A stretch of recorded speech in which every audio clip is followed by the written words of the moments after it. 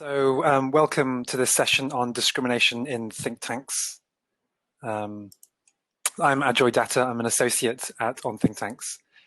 So the intention is for us to discuss how discrimination is experienced by think tankers, what impact this has, and what we can do about it. So in terms of the structure, I'd like to show you a 9-minute video clip, a resource I found fairly recently, which I thought sort of highlights some of the issues. It's a little bit old. It's about 35, 40 years old, I think. And it's sort of US centric, but I think still quite relevant today and for the issues that we're experiencing. And then I'll sort of share some of my own thoughts and experience for about 6 to 7 minutes after that, and then throw it open to the rest of us. I know there's three others in this session, so maybe you can all come onto the stage, so to speak, afterwards, so we can see and hear you. So there is actually a poll. There's a poll question which we'd like you to answer. So is there a discrimination problem in think tanks? Yes or no? So if you find time during the session, please do answer that. So I am now going to share my screen and play a 9-minute video with you. Drama performed every day in every place where there are many more of some kinds of people than of others, where some people have an easy time fitting in because they're just like everyone else, while other people have problems because they're different. There are two kinds of characters in this story: the X's, the people who are found in large numbers, and the O's, the people who are scarce. The X's and the O's could be anybody. What makes people an X or an O simply is just how common they are in a particular place. From then on, they play a role that may have little to do with what they're really like as people. The O's seem different just because there are so few of them compared to the X's. If you've ever felt different from the people around you for any reason, race, sex, age, size, language, job, or technical specialty, you'll know what I mean. Let's take a look at a typical work group in an organization composed of 7 X's and 1 O and see what's going on. What happens to the only O in a group of X's? The first thing we notice is that the O stands out. The O is eye-catching. The O gets more of our awareness and attention than any one of the X's. We put a spotlight on the O. Watch what happens as the members of the group move around. As they move, it's the O we follow with our eyes. We notice where the O is, but we pay much less attention to where the different X's sit. The O's uniqueness gets it extra attention. We're distracted by the O. The O gets stared at. It's a novelty. People will remember more about the O than about any one of the X's. There will be more gossip about the O, more stories and rumors about the O. Did you hear what happened in Dallas? I heard they gave that sales job to an O. No kidding. What's going to happen next? I don't know, but I sure hope I don't have to work for one. The O is always performing in the spotlight. Everything the O does is subject to public scrutiny. The O cannot hide its mistakes as easily as the X's can, and people make sure the O knows it. You are our test O. We're watching you to see whether you can handle this job. If you do well, we might get more O's. We've never had anyone like you before in this department, and we're all dying to know how it will work out. This scrutiny can make the O feel that it's walking a tightrope. Even the smallest mistake could be fatal. Sometimes the X's envy the O's for the special attention and publicity they get. After all, X's want to be noticed too, and it might not seem fair. But the O's greater visibility is not the kind that brings power and advancement, because what we notice first and foremost about the O is not its competence, but its O-ness. That's what we see first when we see an O. How odd it is. Sometimes people don't hear a word the O says. They are too busy just staring at it. And in conclusion, I urge you all to accept this proposal. You're such a good speaker. Where did you learn to give talks like that? It's amazing that someone like you could do that so well. I just want to tell you that I really enjoy watching you. Hey, wait a minute. What about the proposal? That's why onus is a burden. Thus, the O's get evaluated for two different things. First, whether they can demonstrate the same expertise as the X's, and second, how well they match the X's idea of a good O.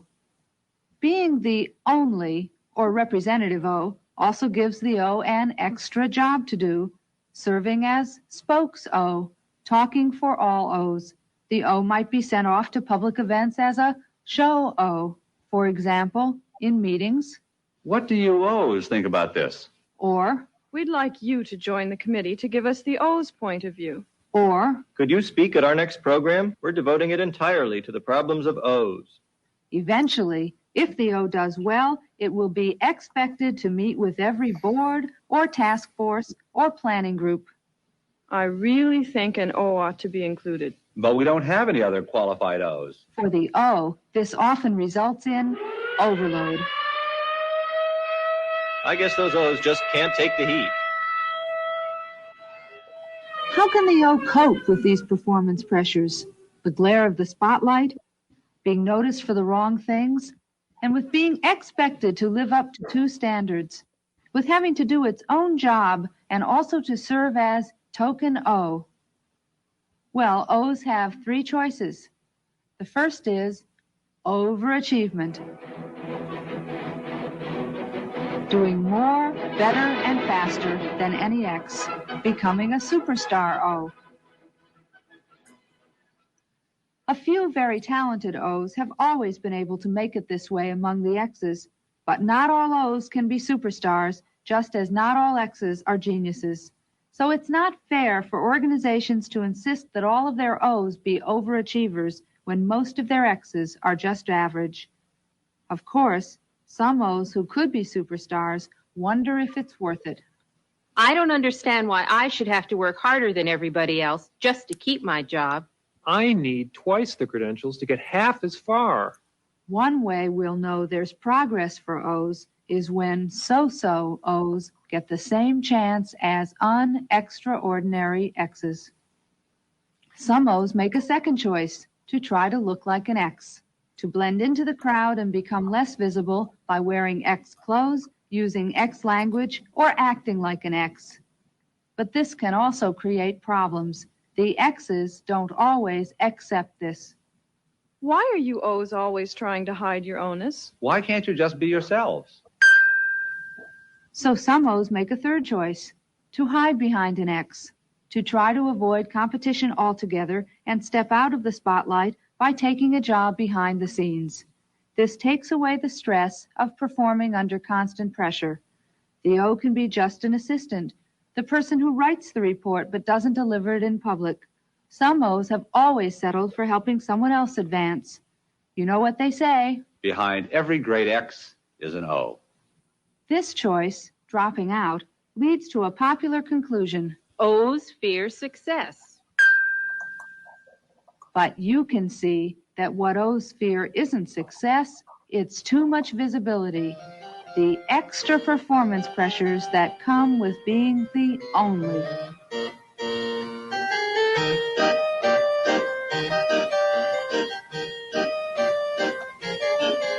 The second thing that happens when there's only one O in a group of X's happens to the X's.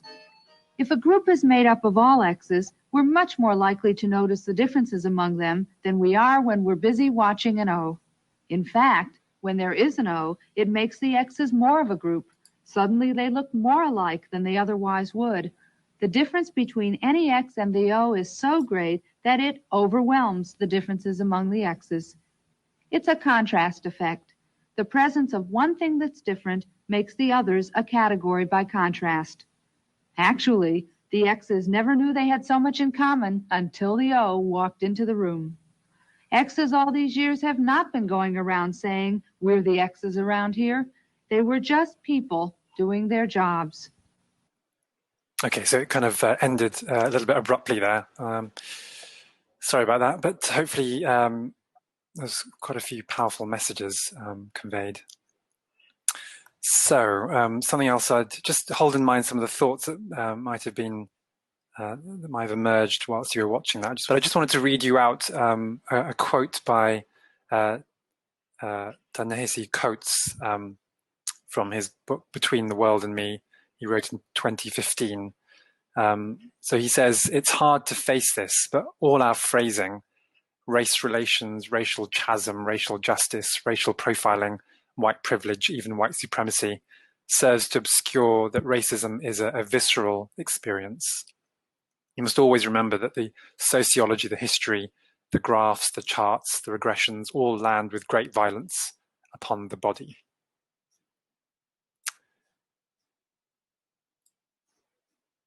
So I think for me, it's highlighting that this has an emotional impact on everyone, really. But obviously, those people who are receiving or on the receiving end of prejudice and discrimination. I think those who are actually offering out discrimination are also experiencing feelings as well, and we can't discount that. But yeah, it's not just about sort of thinking. I mean, a lot of people are talking about how we need to learn history and we need more training and more sort of training on unconscious bias. But we can't sort of change the way we think overnight. Obviously, that'll take time, but we can't forget that as well as thinking, we're feeling beings.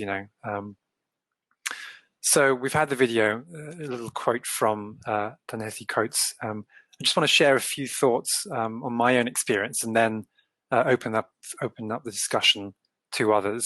So I see we've got 4 others, I think, on the call on the session. I wonder, do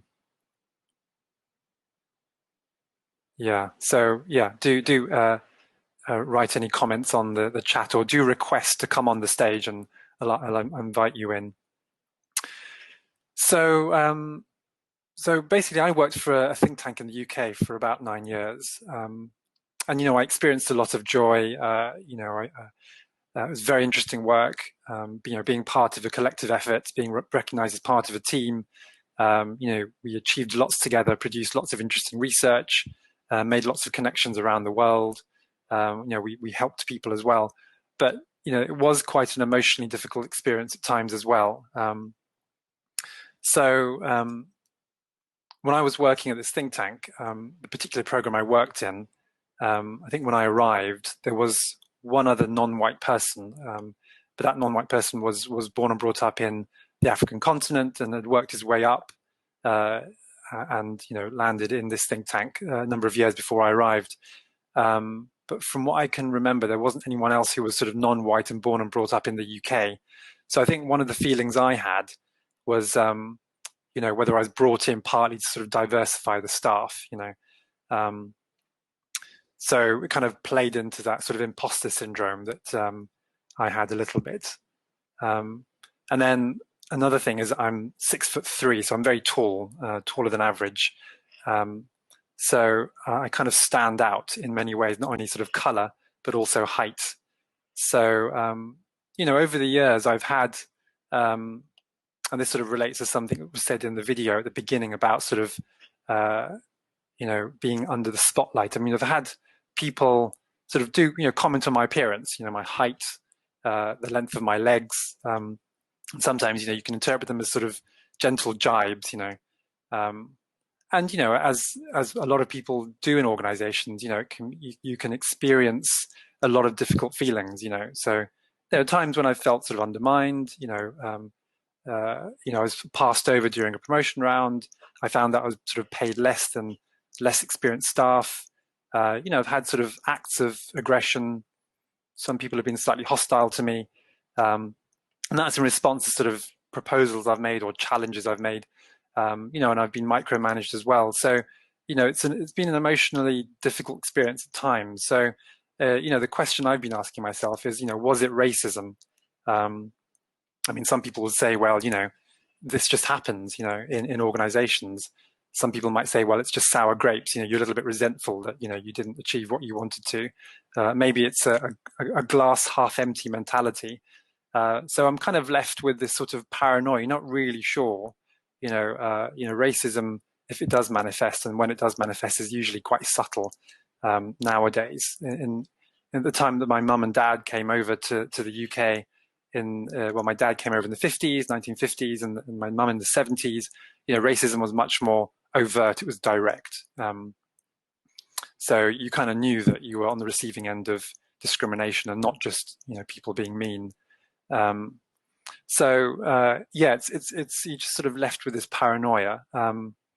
But let me make a few sort of concrete points. I think, as I said, people, we can all be mean. It's kind of, we can be difficult to other people. It's inherent to our condition as human beings. We all have darkness inside of us as well as light, and it needs to go somewhere.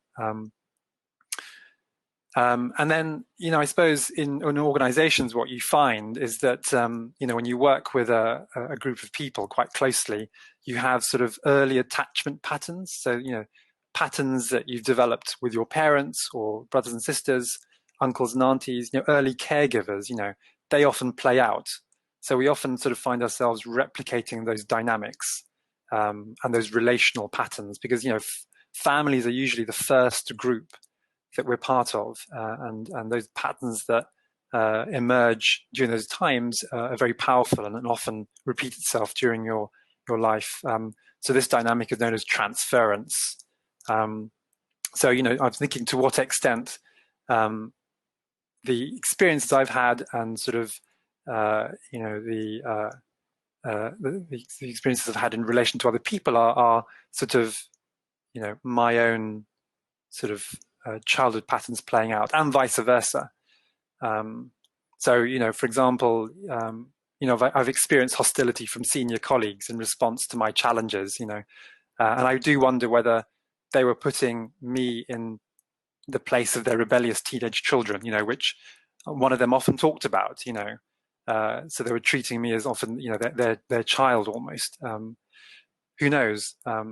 And then, as I said, am I guilty of transferring my own childhood patterns to organizational relationships as much as my colleagues? So, I've got to take responsibility over what happened and not just simply point the finger at other people. As someone from a minority group, my views and perspectives will be different to those of the majority. My upbringing was very different to obviously everyone is unique and different. But mine especially so, given that, I was brought up by, people who were born and brought up in India, sort of a hybrid kind of upbringing. So, the question is, are people as open to my views as they are to others in the team? As we've seen in the political debate in the UK and US at a national level, alternative views are often, received with intense feeling, like anger, resentment, and people act out on that, rather than saying, you've made me feel bad. They'll storm out of the room, or they'll write a nasty email. They'll call you names. And a third point is around, sort of issues. I've mentioned issues of promotion and sort of pay. It could just be that I was an average performer, and I didn't deserve extra pay, or I didn't deserve promotion. In some think tanks, you get you get incentivized for just staying around for a short amount of time, not for very much longer.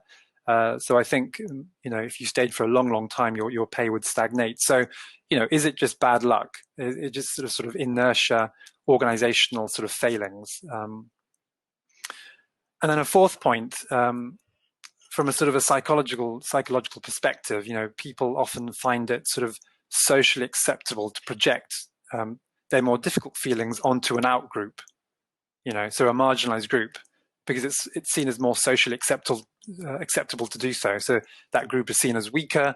They're less likely to come back. They've got fewer allies.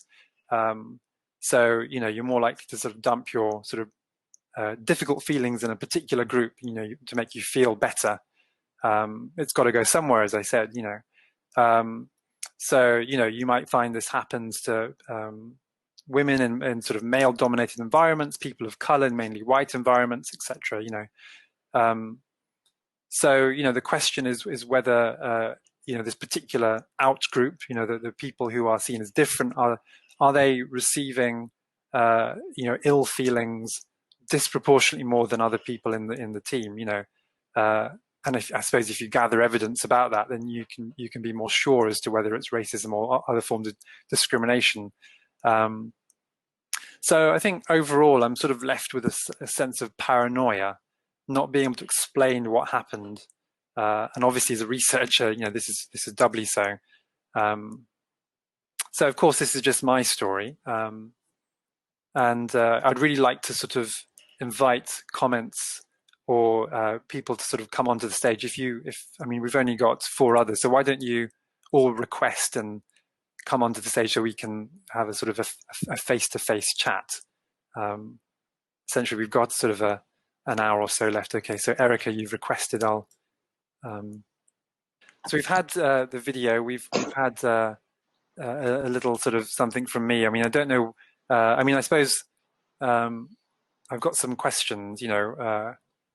How have you experienced discrimination or seen discrimination in think tanks or similar organizations? What impact has this had, or does this have? What can we do about it?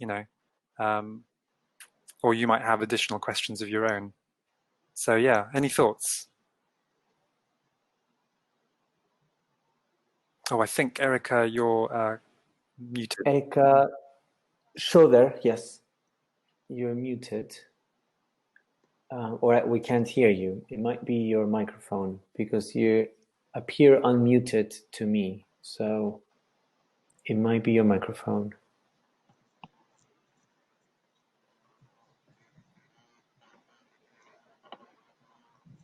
Is that better? No. You might have to like reset. Thank Erica, you. yes, Yeah. What are the chances to have 2 Ericas in the room? So thank you so much for sharing, Ajoy. I thought it was a really powerful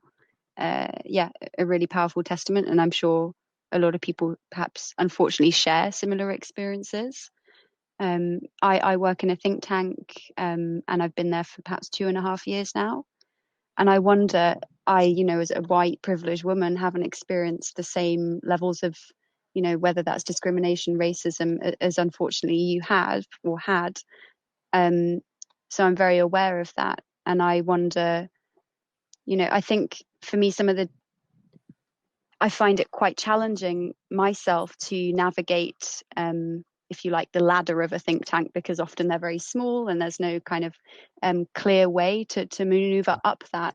And so I suspect that, that perhaps can doubly disadvantage someone, such as you described, who perhaps doesn't share the majority background or experience of their colleagues.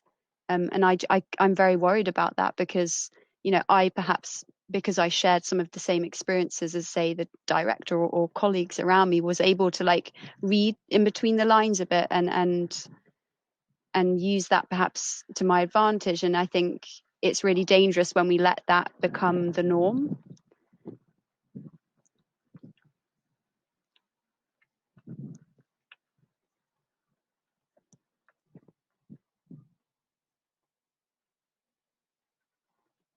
You're muted now, or I can't hear you.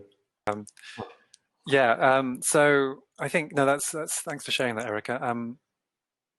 One of the things I've written a piece on, sort of, it's called "Letting the Light In," how think tanks can be more nourishing places to work. And one of the things I sort of say in terms of what do you do about this is to try and talk about it. And I suppose I said this a couple of days ago during the session on diversity in think tanks, the academic session. And I was sort of saying, if we can't talk about something, we can't think about it, and it remains invisible, almost doesn't exist. And obviously, when you talk about something as difficult as this, it's going to be a difficult conversation. And I suppose there needs to be a degree of courage, particularly amongst senior managers, to actually bring this up,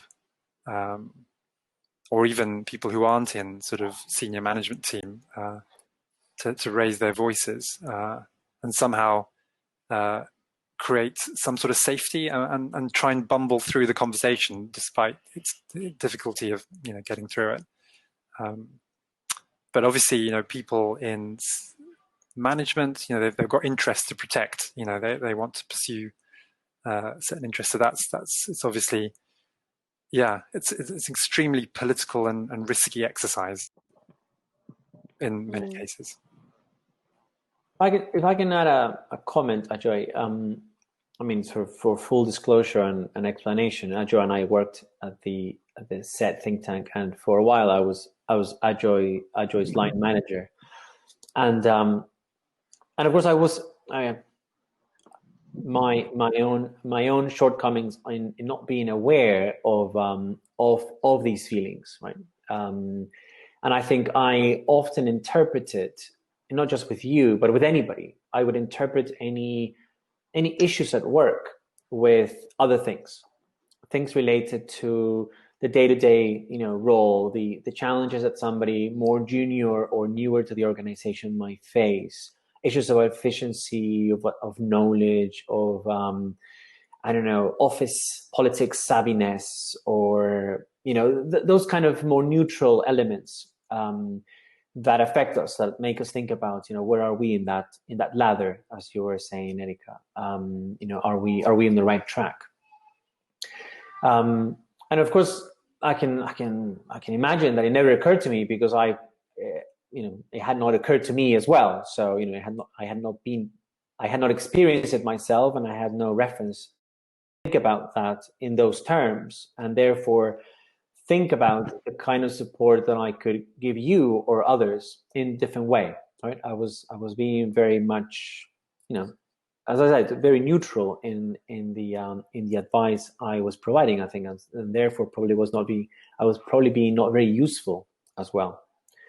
And I was thinking, as you were talking, of all the support we got at the organization to be better line managers, and that was not, at the time, it wasn't as much as it should be, but I think all the conversations we had about how to work with people, it had to do with personality traits, right? It had to do with their skills. It had to do with their experience in terms of the professional experience.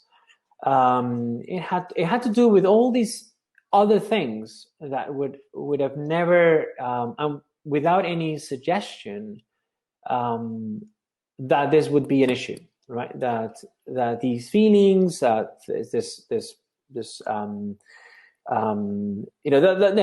the way you were feeling, the way you're describing it very clearly now, had played any role in the relationship that you had with me, or with other team members, or with other people you worked with. And so I can see right away how both myself or the person in my role having a similar experience, or having more information about that experience, would have made me more empathetic, much more understanding and much more aware of these things. And I can also see how an organization incorporating these issues into the conversations we were having at middle management would have made us middle managers much more empathetic, aware, and responsive of these issues as well. So,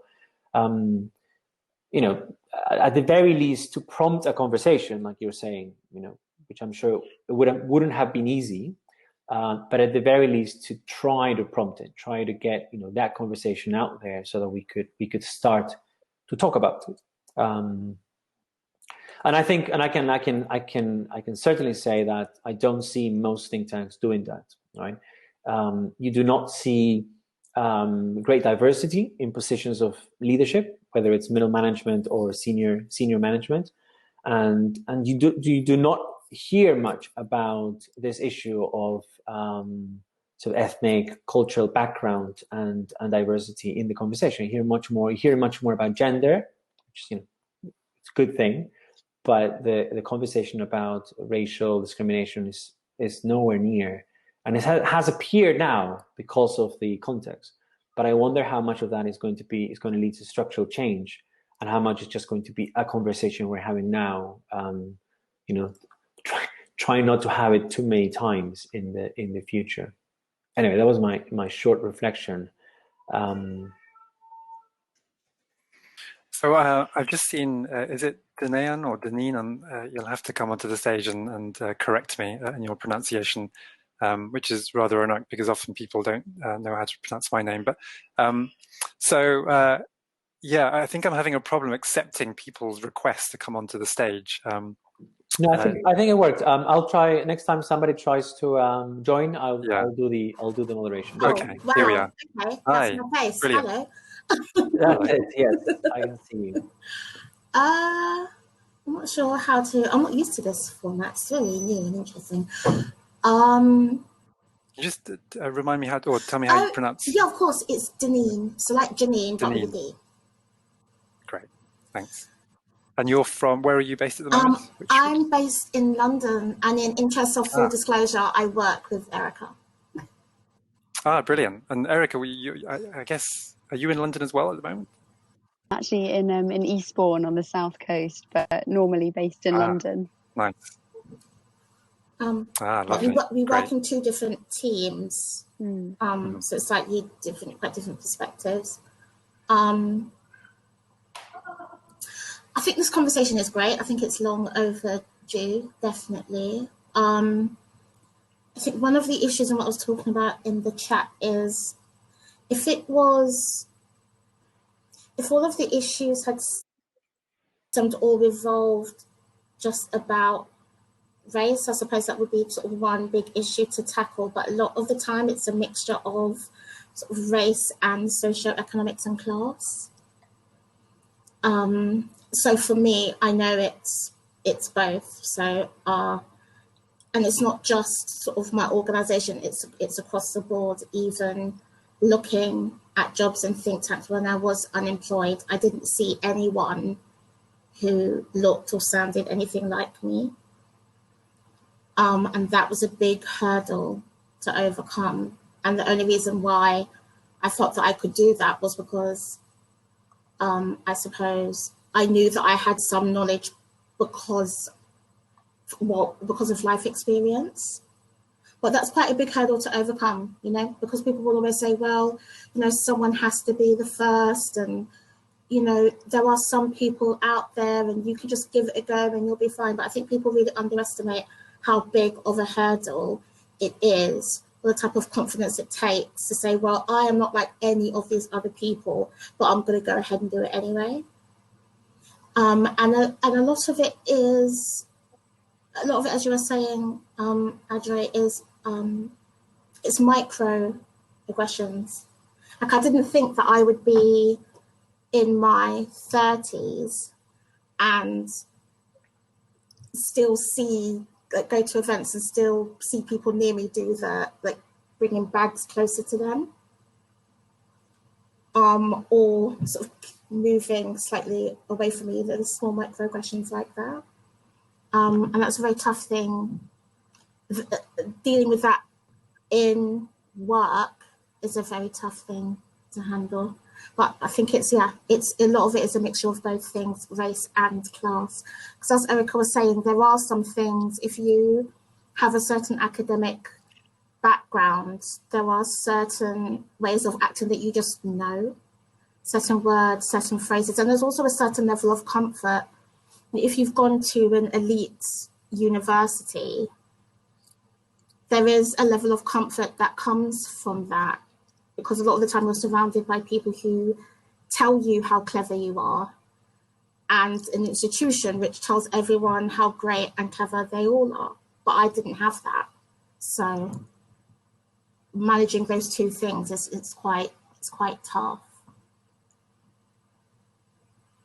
Yeah, no, thanks, Janine.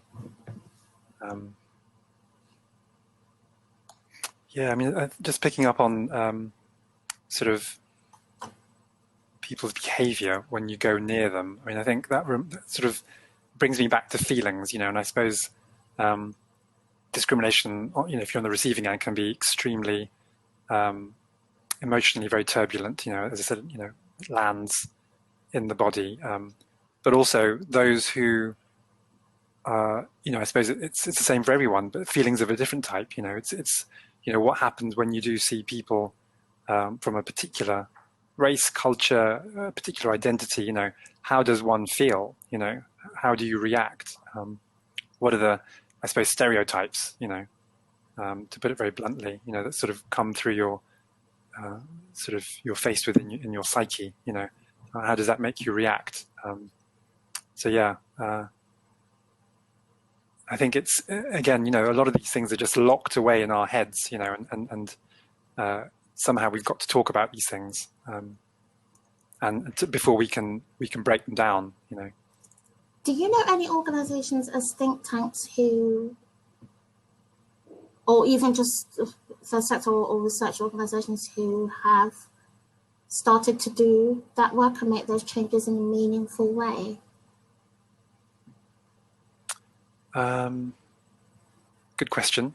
This is maybe a good research question, yeah, but I don't have any answers to that just yet.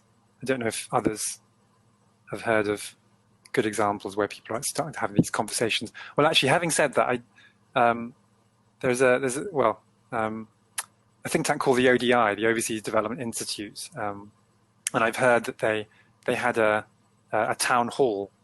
So it's quite trendy to call staff meetings town halls. I think it's sort of, I guess, a more sort of open floor, a less structured meeting where people can contribute. And I think this happened in light of the lynching of George Floyd a few weeks after that, I think fairly recently. So I haven't heard what was discussed. Sort of a friend of a friend just noted that she felt quite depressed coming out of that meeting. So I don't know if you know or heard of the ODI. It's a quasi think tank stroke consultancy firm in the international development sector. It's quite a lot of staff, about 200, perhaps more. They're sort of based in central London. So it's good that they're having these sorts of conversations. So it's great. It's obviously really sad and distressing what happened in the States, but it's obviously a symbol of an ongoing trend which has been around for hundreds of years, and it's brought light, visibility to this darkness, I suppose. So yeah, I mean, it's good that they're actually having the discussion. Hopefully, it's not just a one-off, and that they continue talking about this. It's the only way you're going to bring about meaningful change, I think. Thank you. How do you think you kind of bridge that gap then between, hopefully, as you say, hopefully other organizations are having these internal conversations amongst their teams. How do you think it's possible to then kind of bridge that gap between these internal discussions and changes and then the kind of public facing output that hopefully a think tank also has and prides itself on? Not one that you have to answer, perhaps, but my thoughts out loud, really. But no, interesting question. I was wondering if you can say a bit more about what you think the link is between the two, then, sort of the internal and the external. Maybe you can say a bit more. Yeah, that kind of the thought came from, I guess, a conversation I was having with some colleagues, and we were thinking, well, should organizations be responsible for kind of admitting publicly where they have perhaps not done well enough in these areas of discrimination and racism? And we wondered whether that might, create this kind of, hopefully, kind of a powerful precedent for others to follow, and almost a humble precedent, an honest precedent, and one that could hopefully start this conversation that we're having here in a slightly more public forum or public platform. Yeah, good. Interesting. Very sort of important question. Yeah, I mean, I suppose as Deneen was saying, there's often a lot of stuff that's happening in an organization. There's a lot of, obviously politics. Politics can be very conducive to good working. Others, sometimes politics is pretty distressing. So, I mean, yeah, from my experience, is that organizations would talk about dirty laundry and hanging out, and all that sort of stuff. It's something they would be really reluctant to do. But I suppose when you ask that question, I was thinking about sort of their output, sort of what are they producing? What are they doing for society? And I suppose obviously having a more conducive politics where, people are treated equally, that is an end in itself. But actually, I have a feeling that actually that would shape the quality of their work. It would be better work. It would be, there'd be sort of those values, living those values would sort of feed into high quality output. So it's interesting when you said that question, I was thinking about that. But as I said, there's all sorts of problems with sort of being really open and honest and transparent about your inner workings, particularly a big organization which feels it has a lot to lose, where the funding environment is quite fragile. Image is everything. So I can't see it happening myself, but I think you often have herd mentality. So when one organization has the courage to, obviously you've seen sort of these notes or these sort of statements come out in support of Black Lives Matter, and all these organizations, even McDonald's, is coming out with these statements. Herd mentality is a really strong driver, but it does require organizations who can really take that risk and stick their neck out. I think that's probably a key point is take the risk, because it's going to, if you want to do it properly, it has to lead to meaningful change. And I'll make a parallel to the issue of gender, and I'll limit that conversation to women because it's easier for me to describe this. But if you want more women in think tanks, one of the things you have to address is how you hire. How we hire in certain think tanks around the world is often through informal networks. I think that's the majority of think tanks around the world are going to be hiring through their informal networks. So professions that are typically male-dominated are inevitably going to hire more young men into the organization.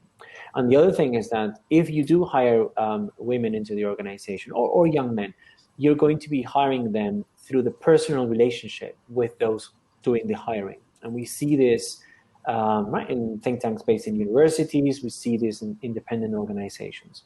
And when we talk to many young researchers or many young think tankers, that are facing discrimination, gender-based, or are being bullied, what they feel is that, well, I was hired by this person rather than by the organization. They feel that there isn't a HR department, there isn't a CEO, there isn't a director above their immediate line manager. That's the way they've joined the organization. If you change that, right? If everything was done formally, in a very transparent way through the organization, rather than led by individual researchers, with guidelines, etc. I think that would bring about a lot of change. At least these young think tankers, their first experience of a think tank would be different, right? They would have another person to go to if they were facing any kind of harassment in the workplace. That sounds like a small thing, but for many think tanks, that's changing who they are. That's changing the power that individual researchers have. That's changing the coordination that they're going to be demanding of some of the researchers. And then you can think about other ways in which this discrimination might take place in terms of gender. Women traditionally have to take care of their family members more often than men, have to deal with chores in the house. Many think tanks rely, and many think tanks that are surviving this crisis rely on having a kind of a non-formal workforce, right? They have associates. They don't really employ them full time. And therefore, if there's no money coming in, they don't have to pay any salaries. But they also don't have to pay any maternity leave. They don't have to pay any benefits. That is going to benefit, most of the time, is going to benefit those people who have to, take the maternity leave, those people who have to take care of family members with the sick, etc. So, again, the think tank would have to change the way its whole business model if it wanted to address some of the issues that are going to come up from these conversations, from these town hall meetings. So, in this issue, if you want to do something serious about it, if you want to bring about meaningful change, then I think organizations need to reflect on their whole business models. And I think on the issue of discrimination more widely, racial, ethnical, cultural, etc., you're going to have to do the same. Think tanks are going to have to decide that their business models might have to change dramatically if they want to be much more inclusive, if they want to, get rid of discrimination in the workplace. And that might not be something that they're willing to do or able to do in the short term. So the conversation that might open might be a conversation that is for the sake of the conversation, but nothing else. And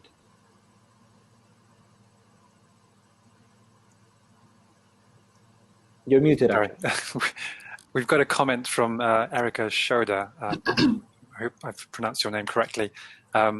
Do try again to come onto the panel if you can. But you're saying that your organization started a monthly forum to discuss racial equity. One of the upcoming topics is how to apply a racial equity lens to our policy work. I'm happy to share the logistics of it and what we've learned thus far. So yeah, it'd be great if you could discuss that a bit more. So she's requested access again. Kike, can you do something about that? It seems to not work when I accept the request. I cannot see you in the moderation panel, but let me try somewhere else. So, I mean, on the issue of recruitment, I was just thinking about what you said, Deneen, before about how it's, when you don't see yourself reflected in a particular organization or a sector, it's really hard, to feel that you're going to get on and to feel that you'll be supported. I suppose you can apply that sort of to life in general, the books that we read and textbooks that we study and the universities that we go to. If you don't see yourself reflected in terms of your identity, it's very difficult to be comfortable in your own skin. So then we're talking about sort of sort of structural or institutional, whatever you want to call it. This isn't just about think tanks. This is about society. Yeah. So, I mean, when you've got a limited pool from a particular group, what do you then do? Do you change the way you measure, the candidates? Do you look at potential rather than performance? Do you then, if you're not going to be judging by performance, do you provide more support, when they're in the organization? So, do you do outreach? You look at universities, Oxbridge, they go out to secondary state schools in built-up areas to sort of raise awareness and tell kids that actually, they can, go to Oxford. They are good enough. They've just got to put themselves out there and apply. But then you have that issue around, the people who are recruited into think tanks from so-called minority groups.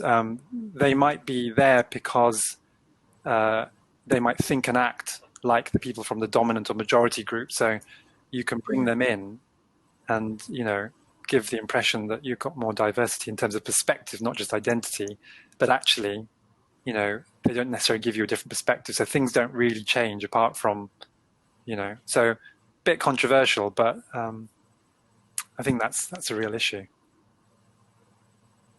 I think it can be both, though, right? I think because that's the argument that you get a lot on the other side when you talk about, and this is probably a separate thing, but like quotas or like making sure that when you shortlist candidates, you split them by like gender or ethnicity. The first argument that I hear, and this is across sector, is, but we don't want to hire people who aren't good enough to do the job, or we don't want to hire them just because of the way that they look. I find that really interesting. It's not really an either or, is it? You can have both. Mm-hmm. I think that's right. Yeah. So I mean, ideally, you want both, right? You want to give a chance to someone who, in an ideal world, might not necessarily have, or they might have that the essentials on a job that you put on a job ad, but not necessarily the preferred skills. And also be someone who you would actually like to work with. They might not necessarily have all of the qualifications, but you can see the potential in an ideal world. But I think that's also something to look at, even on a more minute level.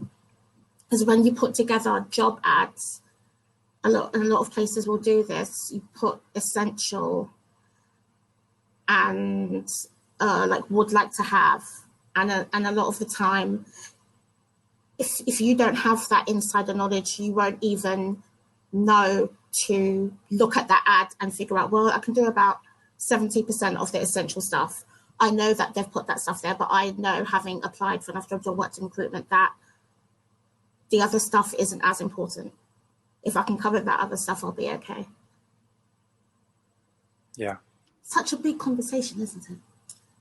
Back to what you say earlier, Deneen, these institutions like prime, they prime you to see in that way. And as you say, to kind of look through that and measure yourself against this 70%.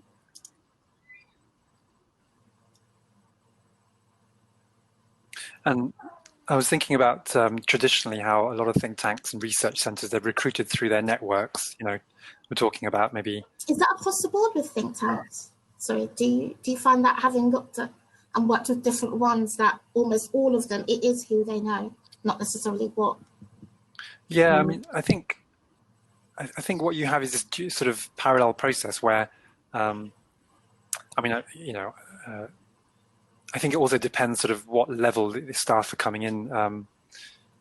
But I mean, I think on one hand, in the olden days, you used to have sort of recruitment being quite informal, and I think that's to do with it's less costly. You bring people in you trust, but obviously with sort of the pool getting ever bigger, there's only so many people you can know, so it does become very much a subset of that sort of population having a chance if it's just through networks. And then you've got this sort of transparency and good governance sort of thing coming in where, it's important to have, competitive recruitment. But then sometimes you have the recruitment process being a bit of a sham, a bit of a show, and, actually sort of, people being selected through networks and perhaps people brought on to be interviewed as, and actually they never have a chance of getting the job anyway, and I think, particularly sort of the lower cadre of sort of researchers like interns, that's still very much, through the who you know. I mean, some people are quite opportunistic, you send your CV to a research center and it just happens to coincide with someone really needing a literature review, and you have this sort of but then obviously, I mean, one of the reasons I got into this think tank in the UK was because I interned, but I wasn't chosen through networks. I actually saw an advert on a website for interns, I think, and it was only because the researcher who hired me was a real, advocate for good governance. He had worked for a think tank which was about good governance before, holding, big organizations to account. And I thought that was,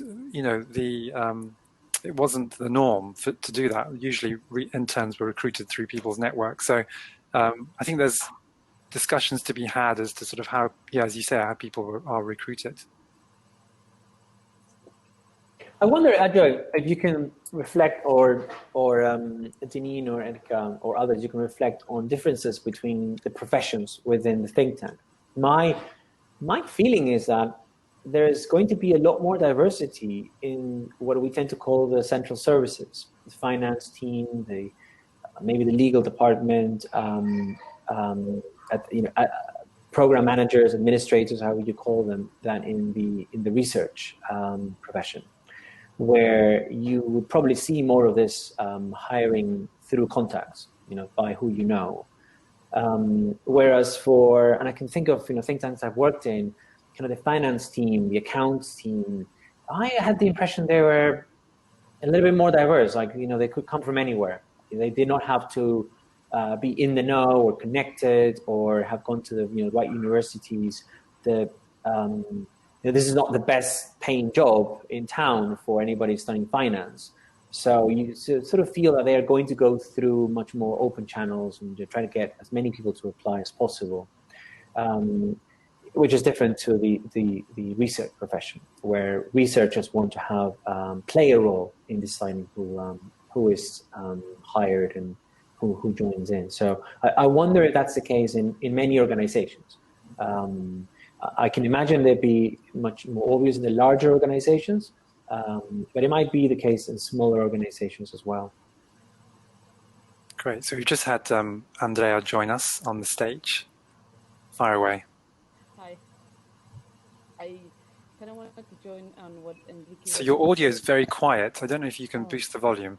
Certainly on my microphone, my speakers. Is it better? I'm having That's a bit better. Audio. Okay, great. Yeah. So I just wanted to jump in on what Kiki was just saying on the differences in areas of work, and I got cut in a little time. So I don't know if you said this, but I think that also relates to discrimination a lot as well, because it's the kind of less interesting positions in a think tank that are more diverse, and the more key positions that are less diverse and more hired through networks. So if it's admin people that is not crucial to the actual core of the work, I think that's a discrimination in itself, and that relates to the problem. And I also wanted to add, because I think we need to discuss this in the context of organizations in general. I have at the beginning of my life, I was a human resource person, and I did 2 years of personal selection.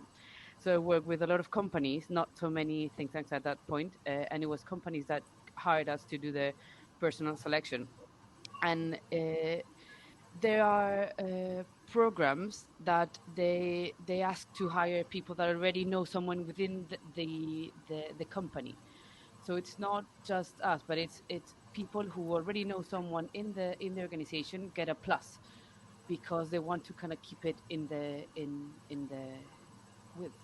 because knowing people already in there validated them and gave them a seal of approval. It could be, for them, it was a good practice, because they thought, okay, we already know these people, we know we have someone that we can make accountable for. But it perpetuates this just one circle of people being hired and networks.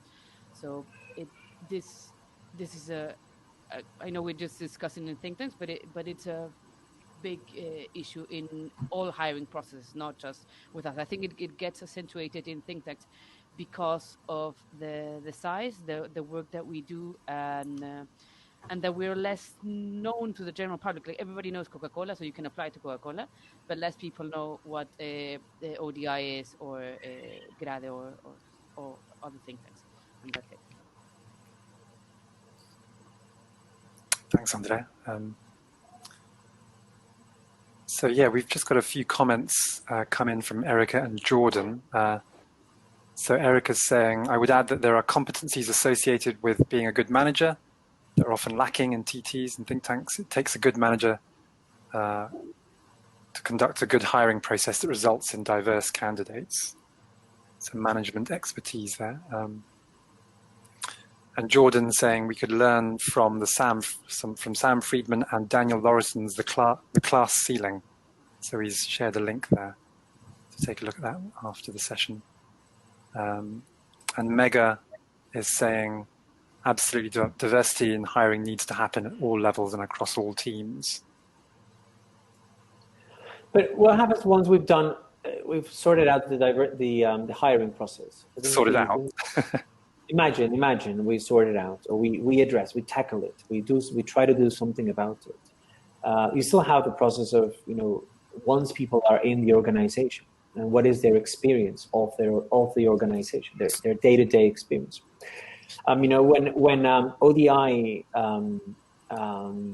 actually, I started in Peru, and I didn't think about it. When I was doing it in Peru, and I tried to organize with colleagues an event So a way of encouraging better sense of community among the researchers, the younger researchers in our team. What we thought is let's try to organize an opportunity to get together at the end of the day or the end of the week. And a few colleagues and I, the first thing we could think about was let's put together a football team, right? Which was in itself but exclusive because it was all, only the male researchers joined, and so we would hang out after the after work and get together and play some football. When working in a think tank in the UK, I was asked to think about improving knowledge management. A colleague of mine and I thought about it. So let's do a Friday drinks. Let's organize drinks on a Friday, and let's make sure everybody knows how we can show up on Friday. And after a while, you realize, yes, there's only the same people are showing up, and some people tell you, this is great, but I can't always make it for a number of reasons. And the obvious reasons that we were told about were, well, I've got kids and I've got to go home to cook dinner or help them with their homework, etc.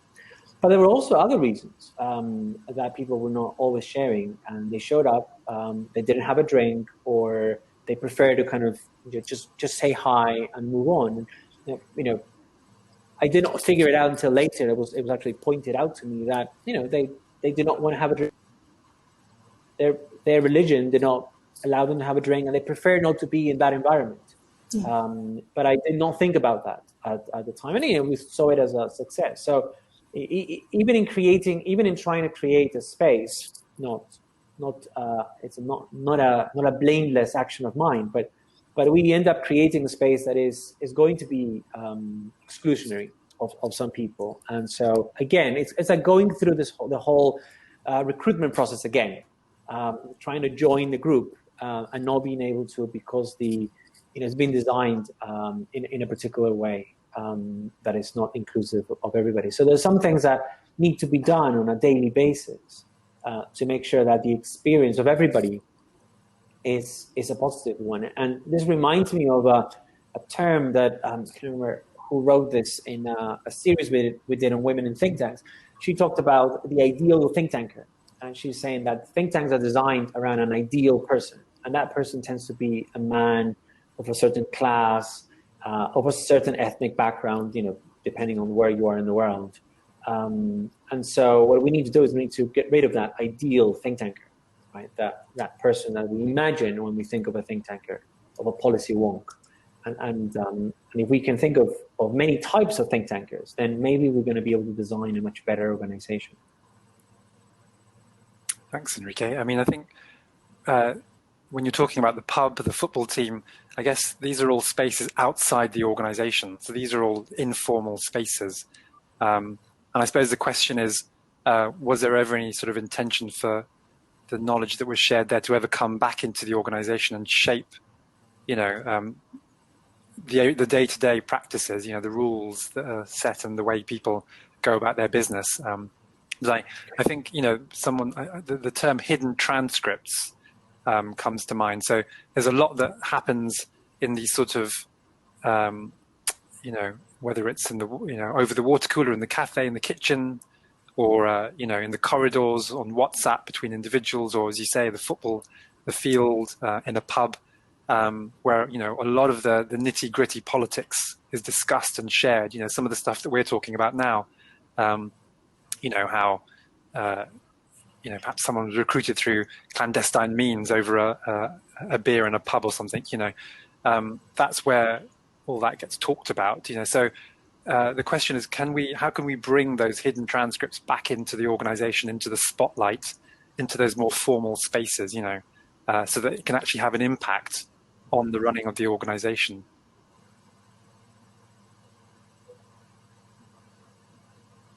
I think it did bring new ideas, new knowledge, new ways of working into the organization, but it was probably reinforcing the same exclusion that was happening at the pub or at the football field, because the conversations were being had between a smaller group of people. So although it's physically outside of the organization, it wasn't physically outside of the organization. It wasn't outside of the organization. It was part of the experience of being at the organization. And nowadays, with remote working, that experience changes as well. And one thing that I think, I don't know if this is a plus or a minus, but we are beginning to see people's living rooms. We're beginning to meet people's families more than we did in the past. So I don't know if that brings down barriers or makes us think differently about each other, about our colleagues.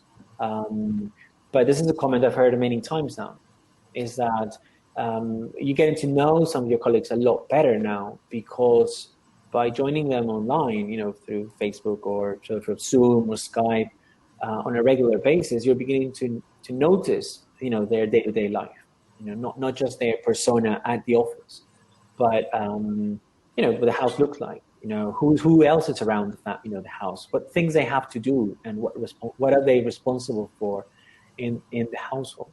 I mean, I don't know if that helps. It might bring down some of those, unspoken barriers. Maybe those conversations not had, or maybe we need to capitalize on those. Think a little bit more about those. I don't know. Thanks, Kike. Bring them into the organization, as you say.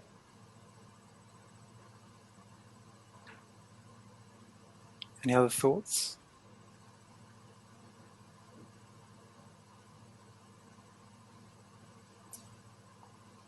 I think that's actually been, I think you're right, when we care about people being online, and sort of whether, because if you're just sort of working at the beginning of all of this, when I know in sort of the UK, most of us didn't expect that lockdown would sort of go on for this long. I think everyone was still trying to, for the first couple of weeks, continue exactly the same way as they would have been in the office. So like business dress, sort of no background, professional and everything. And I think after a while, sort of in little groups, I set up the thing in my organization called Tea at 3, which is supposed to be like a daily just catch up. And at first, I think people were sort of trying to put a brave face on, but actually across the organization and at different levels, I think it's given us the opportunity to, after it went on for a few weeks, I think the pretenses started to come away a bit, and people started to be a bit more honest about how they were feeling about the pandemic in general.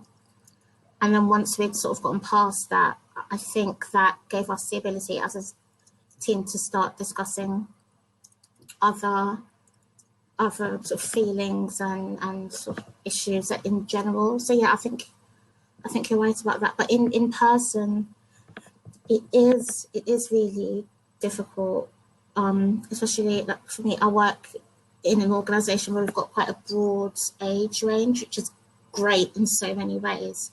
But it often means that when we're trying to organise something that's outside of work, there's quite a good chunk of people who just aren't able to make it.